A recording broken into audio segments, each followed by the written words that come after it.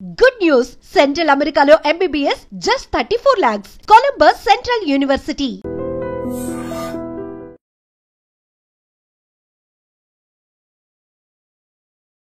Welcome to I dream. నేను మీ భవ్య. మనకి రెగ్యులర్గా వచ్చే మోషన్ ఉంటుంది, అది చాలా లూజ్గా అవుతుందా మీకు, లేదా బాగా టైట్గా ఉంటుందా, కొన్నిసార్లు 2 days గ్యాప్ వస్తుందా, లేదా బాగా స్మెల్ ఉంటుంది. సో ఇవన్నీ ఎందుకు జరుగుతాయి అంటే అప్పుడు మన గట్ హెల్త్ బాగుందనా లేదా, ఈ డీటెయిల్స్ మనతో మాట్లాడడానికి మెడికవర్ నుంచి డాక్టర్ శ్రీమన్ నారాయణ గ్యాస్ట్రోఎంట్రాలజిస్ట్ ఉన్నారు. అడిగి తెలుసుకుందాం. నమస్తే సార్, ఎలా ఉన్నారు సార్? సార్, మోషన్స్ రెగ్యులర్గా వెళ్తున్నప్పుడు కొంతమందికి బాగా వాటరీగా వస్తుంటాయి, కొంతమందికి చాలా టైట్గా ఇబ్బంది పడుతుంటారు, ప్రెషర్ చేస్తుంటారు, కొంతమందికి అసలు 2-3 days అసలు అవ్వనే అవ్వదన్నమాట, చాలా ఇబ్బంది పడతారు. ఈ మోషన్ అనేది మన హెల్త్కి రిలేటెడ్ ఉంటుందా, ఎలా అంటారు సార్? నార్మల్గా మన హెల్త్ బాగుంటే జనరల్గా మోషన్ మనం పర్ డే ఒకసారి వెళ్తారండి, జనరల్గా మార్నింగ్ టైం. ఎందుకంటే మనకి మూమెంట్ ఆల్రెడీ ఫిక్స్, మార్నింగే మోషన్కి వెళ్ళాలని ఆల్రెడీ ఫిక్స్ ఉంటుంది. కొంతమంది ఏంటంటే బికాస్ ఆ వర్క్ స్ట్రెస్ వల్ల కానీ వాళ్ళు మార్నింగ్ వెళ్ళిపోవాలనుకోండి ఆఫీస్కి, సో వాళ్ళకి ఏంటంటే ఈవినింగ్, సో పర్ డే 1 అనేది ఫిక్స్ ఉంటుంది. కానీ 1 ఎవ్రీ డే రాకపోయినా కూడా ప్రాబ్లం ఏం లేదు యాక్చువల్గా. 2 daysకి ఒకసారి వచ్చినా కూడా దట్ ఈస్ ఓకే. అలా కాకుండా కొంతమందికి ఏంటంటే మరీ హార్డ్ స్టూల్స్ వస్తాయి అనమాట. హార్డ్ స్టూల్స్ అంటే వాళ్ళు ఎక్కువ స్ట్రెయిన్ చేస్తే గానీ మోషన్ పాస్ అవ్వరు. అంటే వాళ్ళకి వచ్చిన ఫీలింగే ఉంటుంది సార్ కంటిన్యూస్ గా, కానీ వెళ్ళలేకపోతుంటారు చాలా మంది. ఫుడ్ తినమన్నా కూడా వద్దు అని అంటూ ఉంటారు.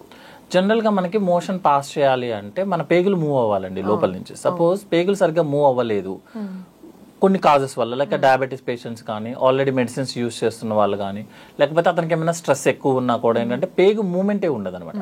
అప్పుడు ఏంటంటే తను ఎంతసేపు ట్రై చేసినా కూడా మోషన్ రాదు. కొంతమందికి ఏంటంటే లోపల మన ఫైబర్ ఫుడ్ సరిగ్గా తీసుకోలేదండి, వాటర్ సరిగ్గా తీసుకోలేదు, అప్పుడు ఏమవుతుంది మోషన్ హార్డ్గా అయిపోతుంది. సో హార్డ్ స్టూల్ ని తను మూవ్ చేయలేకపోతున్నాడు అనమాట. అప్పుడు వాళ్ళు క్లియర్ గా చెప్తారు, సార్ లాస్ట్ లో ఎక్కడో బ్లాక్ అయినట్టుంది, పంపించలేకపోతున్నాను. వీళ్ళల్లో ఏం చేస్తారంటే జనరల్ గా కొంతమంది ఫింగర్ యూజ్ చేయటము, కొంతమంది ఏంటంటే ఆ ఏరియాలో కొంచెం చేయి అడ్డం పెట్టుకొని ప్రెజర్ అప్లై చేయడం, అంటే పుష్ అండ్ పుల్లింగ్ టెక్నిక్ అంటారు.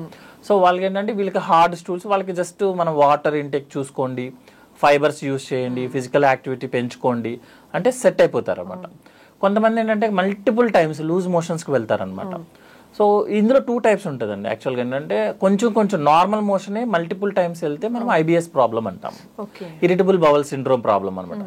వీళ్ళలో టిపికల్గా ఏంటంటే స్టమక్ పెయిన్ వస్తుంది, మోషన్కి వెళ్ళిపోతారు, మోషన్ అయిపోయిన వెంటనే అయిపోయింది కదా అని బయటకు వస్తారు, మళ్ళీ 2 minutes తర్వాత మళ్ళీ నొప్పి వస్తుంది. So every time stomach pain వచ్చినప్పుడల్లా తన మోషన్కి వెళ్ళాలి. అండ్ అన్నం తిన్న వెంటనే మోషన్కి పరిగెత్తుతారు అనమాట, వాళ్ళని IBS ప్రాబ్లం అంటాం యాక్చువల్గా.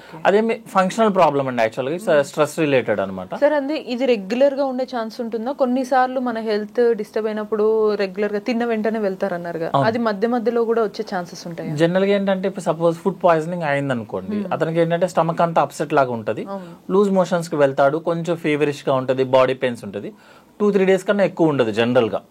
ఇన్ఫెక్షన్ వల్ల వచ్చిందంటే 2-3 days, మాక్సిమం 1 week ఉంటుందండి. నేను చెప్పిన IBS ప్రాబ్లం ఏంటంటే కంటిన్యూస్ ప్రాసెస్ అనమాట.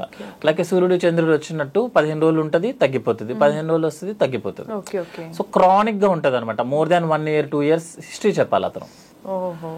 ఇంకోటి ఏంటంటే మోషన్ లూజ్ గా రాదు వీళ్ళకి, నార్మల్ మోషనే మల్టిపుల్ టైమ్స్ వెళ్లాల్సి వస్తుంది అనమాట. అలా కాకుండా లూజ్ మోషన్సే చాలా రోజుల నుంచి వెళ్తున్నాడు అనుకుందాం అనుకోండి, అతను ఏంటంటే మన హిస్టరీలో జిగురు ఏమైనా ఉందని అడుగుతాం. మోషన్ లో జిగురు ఎలా ఉందనేది జనరల్ గా చెప్పలేరు ఎవరు కూడా, కాబట్టి అంటే వాష్ చేసుకునేటప్పుడు మీకు ఏమైనా స్టిక్కీగా అనిపిస్తుందని అడుగుతారు. కొంతమందికి ఏంటంటే బ్లడ్ మోషన్ లో మిక్స్ అయిపోయి వస్తుంది అనమాట, వాళ్ళకి ఏంటంటే మనకి లోపల పేగు లోపల పూత ఉందని డౌట్ వస్తుంది అనమాట. బట్ జనరల్ గా మోర్ దాన్ 1 week కన్నా ఎక్కువ హిస్టరీ ఉండాలి వీళ్ళకి. 1 week లో కొంతమందికి డిసెంట్రీ అని చెప్తాం కదా, డిసెంట్రీలో కూడా 1 week ఈ 3 ఉంటాయి. కానీ లూజ్ మోషన్స్ ఉండాలి, ప్లస్ గమ్ ఉండాలి, అందులో కొంచెం బ్లడ్ మిక్స్ అయ్యి వచ్చి ఉండాలి. వాళ్ళకి మోర్ దాన్ 1 week హిస్టరీ ఉంటే మాత్రం పేగు లోపల పూతలాగా ఏమైనా వచ్చే ఛాన్సెస్ ఉంటాయి అనమాట. లైక్ అల్సరేటివ్ కోలైటిస్ కానీ, క్రాన్స్ డిసీజ్ కానీ, TB పేషెంట్స్ కానీ అనుకుంటాము. సో ఇవన్నీ చేయాలంటే ముందు మనం అసలు మోషన్ ని చెక్ చేసుకోవాల్సి వస్తుంది. మన మోషన్ చెక్ చేయడం అంటే అట్లీస్ట్ వెస్టర్న్ కమోడ్స్ కాబట్టి అన్ని బిఫోర్ ఫ్లషింగ్, మన ఫ్లష్ కొట్టక ముందే ఒకసారి బ్యాక్ సైడ్ చూసుకుంటే 1 week ఒకసారి చూసుకోవడంలో తప్పలేదు. ఎందుకంటే మనము హెల్త్ ఉన్నామా లేదనేది మన మోషన్, యూరిన్ డిసైడ్ చేసేస్తాయి. మన కళ్ళు ఎలాగో, కళ్ళు చూడంగానే ఇతను నీరసంగా ఉందా, ఫీవర్ గా ఉందా అని చెప్పేస్తారు ఎవరైనా, పెద్దవాళ్ళు ఎవరైనా చెప్పేస్తారు. సార్ ఇప్పుడు మీరు లూజ్ మోషన్ అనేది రెగ్యులర్ గా అవుతూ అది కూడా మనకి ఒకేసారి వెళ్ళకుండా గ్యాప్ తో 2 minutes వెళ్తే అది IBS హెల్త్ ఇష్యూ అన్నారు కదా. ఒకవేళ వాళ్ళు టైట్ గా వెళ్తే గనక ఆ ఇష్యూ ఏంటి అనొచ్చు, లేదు వాళ్ళకి వెళ్ళిన తర్వాత స్మెల్ బాగా స్మెల్లీగా ఉంటుంది, నెక్స్ట్ టైం వెళ్ళాలనుకున్న వాళ్ళు అసలు వెళ్ళలేకపోతారు అనమాట. సో అలా ఉన్న వాళ్ళ హెల్త్ ఇష్యూ ఎలా ఉంటుంది, దాన్ని ఏమంటారు? జనరల్ గా మోషన్ ఎక్కువ రోజులు మనకి స్టక్ అయిపోయింది అనుకోండి లోపల, సపోజ్ మోర్ దాన్ 1 day కన్నా ఉన్నాం అనుకోండి, మన బవల్కున్న అడ్వాంటేజ్ ఏంటి అంటే సపోజ్ అక్కడ ఏదైనా ఫుడ్ మెటీరియల్ కానీ, like motion is also food material for bowel, so అవి డైజెషన్ చేసుకోవడానికి స్టార్ట్ అవుతుంది అనమాట. సో అందులో ఉన్న వాటర్ ని తీసేస్తుంది, అందులో ఏదైతే కార్బోహైడ్రేట్స్ ఉన్నాయో ఫైబర్స్ ఉన్నాయో మొత్తం యూజ్ చేసుకుంటది అనమాట. సో ఎక్కువ రోజులు కనుక మీరు ఫుడ్ మెటీరియల్ చూడండి, మీరు ఆ రోజు ఫ్రెష్ ఉంటది, స్మెల్ వస్తుంది, మంచి స్మెల్ వస్తుంది. మీరు 1 day కనుక ఆ ఫుడ్ కి గ్యాప్ ఇచ్చారనుకోండి, చాలా కంపు వచ్చేస్తుంది, హోల్ స్మెల్లింగ్ వచ్చేస్తుంది. సేమ్ ఇదే కాన్సెప్ట్ అండి. మనం రెగ్యులర్ గా మోషన్ కి వెళ్తే మన మోషన్ స్మెల్ రాదు. అలా కాకుండా మనం రెగ్యులర్ గా వెళ్లకుండా 1 day 2 day గ్యాప్స్ ఇచ్చారనుకోండి, మన మోషనే లోపల బ్యాక్టీరియల్ ఫర్మెంటేషన్ అయిపోయి ఎక్కువ స్మెల్ వచ్చేస్తుంది అనమాట. అంటే అర్థం అతనికి కాన్స్టిపేషన్ ఎక్కువ రోజుల నుంచి ఉన్నట్టు లెక్క. సో అదే. ఇంకోటి ఏంటంటే ఓల్డ్ పీపుల్ కనుక ఇలాగే కాన్స్టిపేషన్ కి రిపీటెడ్ గా అవుతున్నారు అనుకోండి, అర్థం ఏంటంటే ఓల్డ్ పీపుల్ జనరల్ గా మనం క్యాన్సర్స్ ఏదైనా ఐడెంటిఫై చేస్తాం. బట్ జనరల్ గా అండి ఒక పేషెంట్ కనుక కంప్లైంట్ తో వచ్చాడు, పెయిన్ తోనో లూజ్ మోషన్ తోనో బ్లీడింగ్ తో వచ్చాడు అనుకో, 95% క్యాన్సర్స్ కాదు. పేషెంట్ కంప్లైంట్ తో వస్తే జనరల్ గా క్యాన్సర్స్ ఉండవు. అలా కాకుండా పేషెంట్ ని డాక్టర్ ఐడెంటిఫై చేస్తే కొన్ని క్యాన్సర్స్ ఉంటాయి అన్నమాట. ఎందుకంటే మనం నెట్ లో ఫస్ట్ కొట్టంగానే blood in the motion you have a cancer అని వస్తుంది, క్యాచీ వర్డ్ కాబట్టి. బట్ జనరల్ గా ఒక పేషెంట్ కంప్లైంట్ తో వస్తే 95% క్యాన్సర్స్ అవ్వవు. వాళ్ళు వచ్చిందేమో అనే కంగారుతో నెగ్లెక్ట్ చేస్తారు. అది నార్మల్ కండిషన్ కూడా చాలా అబ్నార్మల్ కింద మారిపోతుంది. సో ఫైనల్ గా సార్, ఇప్పుడు ఈ మోషన్స్ అనేవి మీరందాక అన్నట్టు హెవీగా అయినా కష్టమే, టైట్ గా అయినా కష్టమే. సో రెగ్యులర్ గా minimum daily once or 2 days కోసారి అవ్వాలన్నా వాళ్ళు రెగ్యులర్ ఏం ప్రాక్టీస్ చేయాలంటారు? అటు ఫుడ్ లో కానీ డైలీ యాక్టివిటీ ఎక్కువగా ఫైబర్ డైట్ ఎక్కువ తీసుకోవాలండి. ఫైబర్ డైట్ ఎక్కువ తీసుకోవాలంటే it should be 60% carbohydrates with fibres అనమాట. సో రోజు అట్లీస్ట్ ఒక ఆకుకూర ఉండేలాగా, రోజు కొంచెం క్యారెట్ కీరా, మళ్ళీ దాన్ని ఏమి సెపరేట్ గా పైన మన దగ్గర ఏం ప్రాబ్లం అయితే క్యారెట్ కీరా తినమంటే దాన్ని జ్యూస్ చేసి తీస్తారు.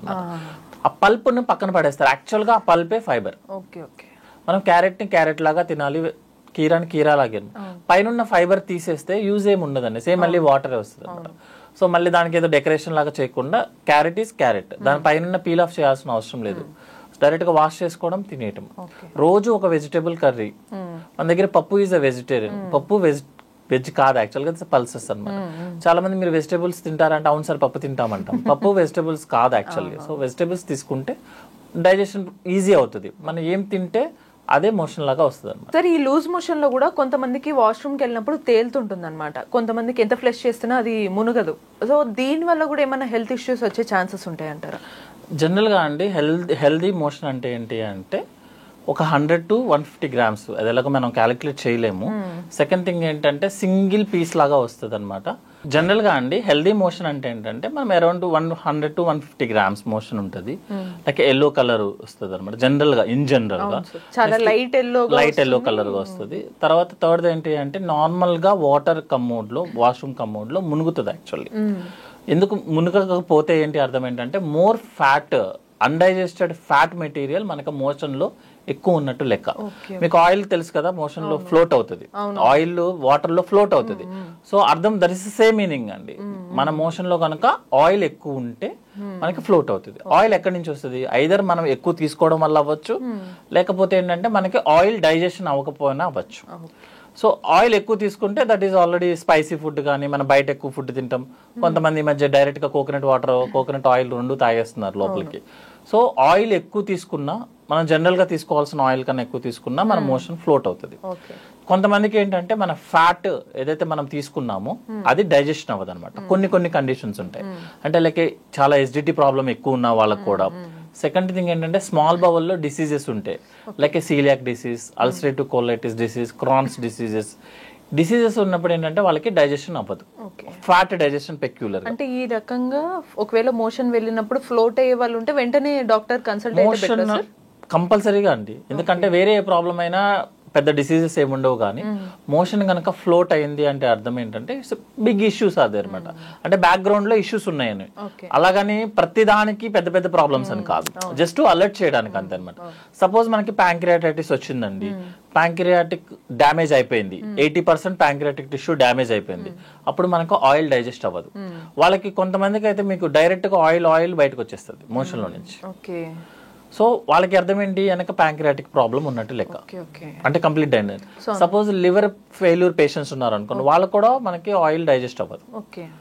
ఓకే, నెక్స్ట్ కోలాన్ ఏదైనా ప్రాబ్లం ఉంది, అల్సరేటివ్ కోలైటిస్ వచ్చింది, క్రాన్స్ డిసీజ్ వచ్చింది, లోపల కోలాన్ లో కూడా ఫ్యాట్ డైజెస్ట్ అవ్వట్లేదు, వాళ్ళకి ఆటోమేటిక్ గా ఆయిల్ బయటకు వచ్చేస్తుంది. పెద్ద పేగు. సో ఏ డైజెషన్ ప్రాసెస్ లో కనుక ప్రాబ్లం వచ్చినా, లైక్ ఫుడ్ పైప్ లో, స్టమక్ లో, ఇంటెస్టైన్ లో, కోలాన్ లో, లివర్ లో, గాల్ బ్లాడర్ లో ఎక్కడ ప్రాబ్లం వచ్చినా కూడా ఫస్ట్ ఎఫెక్ట్ అయ్యేది ఫ్యాట్. ఎందుకంటే మన జనరల్ గా మన బాడీకి అవసరం లేదు అనిపిస్తుంది, అది మనకు కూడా అవసరం లేదనిపిస్తుంది కాబట్టి ఫస్ట్ అదే ఎఫెక్ట్ అవుతుంది. సో ఎక్కువ ఫ్యాట్ ఉంటే మన మోషన్ ఫ్లోట్ అవుతుంది. సో మిగతా ఏ రకంగా మోషన్ వచ్చినా ఓకే, కానీ ఫ్లోటింగ్ కనుక వస్తే మాత్రం ఇమీడియట్ గా డాక్టర్ కన్సల్ట్ చేస్తారు. బట్ ఈ మోషన్ లూజ్ మోషన్ లో మనం ఇందాక అనుకున్నట్టు లైట్ ఎల్లో అన్నారు మీరు, బట్ కొన్నిసార్లు heavy dark orange kind red గా రావడం అలా కూడా ఉంటుంది, వాళ్ళకి మంటగా కూడా ఫీల్ అవుతారు అనమాట. సో ఇది ఎటువంటి హెల్త్ ఇష్యూ ఏమన్నా ఉంటుందా? జనరల్ గా అండి మనకి మోషన్ ఎల్లో కలర్ లో ఉండడానికి కారణం ఏంటంటే బైలిరూబిన్ అనమాట. బైలిరూబిన్ కనుక మనకి బాడీలో బయటికి రావడానికి లివర్ నుంచి మోషన్ లోకి వెళ్ళిపోతుంది. సపోజ్ అది బైలిరూబిన్ అంటే జాండిస్ అనమాట, లేమ్యాన్ టర్మినాలజీలో చెప్పాలంటే. సపోజ్ మనకి లివర్ కనుక డ్రైనేజ్ పైప్ కి ఏదైనా బ్లాక్ ఉందనుకోండి, మనకు బైలిరూబిన్ మోషన్ లోకి రాదు, అప్పుడు ఎల్లో కలర్ కాదు వైట్ కలర్ లో వస్తుంది. అలా కాకుండా మనం సపోజ్ ఐరన్ సిరప్స్ తీసుకున్నాము కొంతమందికి, వాళ్ళకి ఏంటంటే డార్క్ బ్లాక్ కలర్ అనమాట, నాట్ కంప్లీట్లీ జెడ్ బ్లాక్ అంటే మన హెయిర్ బ్లాక్ కాదు, కొంచెం బ్రౌన్ బ్లాక్ కలర్ కింద వస్తుంది అనమాట ఐరన్ సిరప్స్ వేసుకున్నప్పుడు. కొంతమంది బీట్రూట్ తీసుకున్న వాళ్ళకు కూడా బీట్రూట్ కలర్ లో వస్తుంది. జనరల్ గా మన దగ్గర ప్రాబ్లం ఏంటి అంటే, నిన్న అది బీట్రూట్ తిన్నానండి అందువల్ల ఈ రోజు రెడ్ వచ్చిందని చెప్తారు. యాక్చువల్ గా బీట్రూట్ కలర్ ఎలా అయితే ఉందో దానికన్నా కొంచెం లైట్ కలర్ లో మోషన్ వస్తుంది కొంతమందికి. సో మనం అబ్జర్వ్ చేయాల్సింది ఏంటంటే, వైట్ కలర్ అయితే అదే పేషెంట్ కనుక జాండిస్ ఉంటే ఒక ప్రాబ్లం ఉన్నట్టు లెక్క. అట్లా కాకుండా మరీ కంప్లీట్ గా డార్క్ ఎల్లో కలర్ వచ్చింది అనుకోండి, అది ప్యాంక్రియాటిక్ ఇష్యూస్ ఉన్నట్టు లెక్క అనమాట. ఓకేనా, అంటే ఇవి జస్ట్ మనం సజెస్ట్ చేస్తాయి అనమాట, అంతే తప్పించి ఇవే కారణం అని కాదు. చాలా కేర్ఫుల్ గా ఉండడానికి ఒక మార్గం జస్ట్ మనం చూసుకోవడానికి అనమాట. ఇంకొక సెకండ్ థింగ్ ఏంటంటే, బ్లాక్ కలర్ లో వస్తుంది, కంప్లీట్ గా బ్లాక్ అనమాట, మన హెయిర్ కలర్ బ్లాక్ లో వస్తుంది అనమాట. దాన్ని మెలినా అంటాం టెక్నికల్ టర్మినాలజీలో. దాని అర్థం ఏంటంటే, లోపల మన పేగుల్లో ఎక్కడో బ్లీడ్ అవుతుంది, ఆ బ్లీడ్ అయిపోయిన రెడ్ కలర్ బ్లాక్ కలర్ కింద కన్వర్ట్ అవుతుంది అనమాట. అందుకే ఎవ్రీ టైము ఓల్డ్ పీపుల్ అయితే ఎవ్రీడే చెక్ చేసుకోండి అని చెప్తాము. యంగ్ పీపుల్ అయితే అట్లీస్ట్ 1 వీక్ లో ఒకసారి అయినా సరే, మన మోషనే కాబట్టి జస్ట్ ఒకసారి కమోడ్ లో చెక్ చేసుకుని ఫ్లష్ చేసేయమని చెప్తాం. సో బ్లాక్ కలర్ వస్తే వెరీ డేంజర్ యాక్చువల్గా, వైట్ కలర్ వచ్చినా danger, light yellow is always safest అన్నమాట. కొంతమందికి జనరల్ గా అన్డైజెస్టెడ్ ఫుడ్ పార్టికల్స్ వస్తాయండి, సీడ్స్ వస్తాయి, that is okay for them. అలా కంటిన్యూస్ అవుతుందంటే అర్థం ఏంటంటే, మన బాడీ లోపల మ్యూకోజా అని ఉంటుంది కదా, మన లోపల లేరు, అవి వాటికి ఏదో ప్రాబ్లం ఉన్నట్టు లెక్క, అంతేగాని రూల్ ఏం లేదు యాక్చువల్గా. కొంతమంది పల్సెస్ తింటారు, కొన్నిసార్లు మింగేస్తాము నమ్మలకుండా, స్వాలింగ్ డైరెక్ట్ చేసినప్పుడు అవి వచ్చేస్తాయి డైరెక్ట్ గా. జనరల్ గా ఏంటంటే షెల్స్ అనేవి డైజెస్ట్ అవ్వవు, అవి వచ్చేస్తాయి అనమాట. సార్ మరి ఇందాక మనం లూజ్ గా వెళ్తున్నప్పుడు, మామూలుగా టైట్ గా వెళ్తున్నప్పుడు అంటే వాళ్ళు ప్రెషర్ అప్లై చేస్తారు కాబట్టి పెయిన్ అవ్వడంలో మంట అవ్వడంలో ఒక అర్థం ఉంటుంది. బట్ లూజ్ మోషన్ అయినప్పుడు కూడా కొన్నిసార్లు మంట ఫీల్ అవుతారు చాలా మంది, ఇబ్బందిగా వచ్చి కూర్చుంటూ ఉంటారు అనమాట. సో అప్సెట్ ఉంది స్టమక్ అంటారు, దీనికి రీజన్ ఏమంటారు? జనరల్ గా అండి, నార్మల్ మోషన్ పాస్ చేస్తే మనం తక్కువ ప్రెషర్ అప్లై చేసినా మోషన్ అయిపోతుంది. లూజ్ మోషన్స్ సాఫ్ట్ మోషన్స్ కి మనం ఎక్కువ ప్రెషర్ అప్లై చేయాల్సి వస్తుంది. ఇంకొకటి, మీరు నార్మల్ గా టర్మినాలజీ చూస్తే, మనం వాటర్ లో మన కాలు ఎక్కువసేపు పెట్టామనుకోండి, ఇటు లైక్ కలర్ చేంజ్ అయిపోయి కొంచెం ర్యాషెస్ లాగా వచ్చేస్తుంది అనమాట. సేమ్ కాన్సెప్ట్ అండి, ఇప్పుడు మీరు 3-4 టైమ్స్ మోషన్ అక్కడ నుంచి పాస్ అవుతుంది, మీరు మనం ఒకటి వాటర్ పైనుంచి ఫ్లష్ అవుతుంది, కింది నుంచి మనం వాష్ చేసుకోవడానికి మనం ఫ్లష్ చేస్తాము, అంటే లైక్ వాటర్ వాష్ ఎక్కువ అవుతుంది, లైక్ మన కాళ్ళు వాటర్ లో పెడితే ఎలా అయితే ప్రాబ్లం అవుతుందో అలా దాని వల్ల పెయిన్ వస్తుంది అనమాట. కరెక్ట్ గా చెప్పాలంటే చిన్నపిల్లలకి డైపర్ ర్యాష్ వస్తుంది కదండి, సేమ్ అదే కాన్సెప్ట్. డైపర్ ర్యాష్ ఎందుకు వస్తుంది? వాళ్ళకి అది వేసుకొని ఉంటారు, తడవటం. సేమ్ ఇదే కాన్సెప్ట్ లూజ్ మోషన్స్ లో వాళ్ళకి కూడా ర్యాష్ వస్తుంది. ట్రీట్మెంట్ కూడా అదే యాక్చువల్ గా. Diaper rash rash cream apply చేయమని చెప్తాము. అంటే ఎనీ టైం డ్రైగా పెట్టుకోండి, వాష్ చేసుకోవద్దు, టిష్యూ పేపర్ తో క్లీన్ చేసుకోమని చెప్తాము. చూసారు కదా, మన గట్ హెల్త్ బాగుంటే మోషన్ అనేది కూడా నీట్ గా ఉంటుంది. సో నెక్స్ట్ ఇటువంటి మరిన్ని ఇన్ఫర్మేటివ్ టిప్స్ కోసం కీప్ వాచింగ్ ఐ డ్రీమ్.